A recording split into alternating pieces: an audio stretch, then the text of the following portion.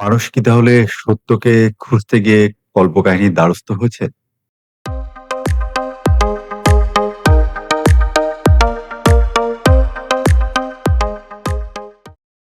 Hello, welcome বন্ধুরা। থিঙ্কিকো চিন্তার প্রতিধ্বনি পেজ থেকে আপনাদেরকে স্বাগত।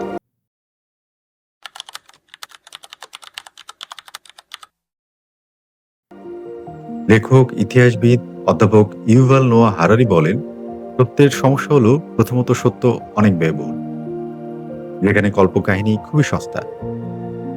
আপনি যদি ধরুন রোমান সাম্রাজ্য নিয়ে একটি সত্যনিষ্ঠ ইতিহাসের বই লিখতে চান, তাহলে আপনাকে অনেক কিছু বিনিয়োগ করতে হবে, অনেক পরিশ্রম, সময় এবং অর্থ। আপনাকে ল্যাটিন ভাষা শিখতে হবে, সম্ভবত প্রাচীন গ্রিক ভাষাও শিখতে হতে পারে।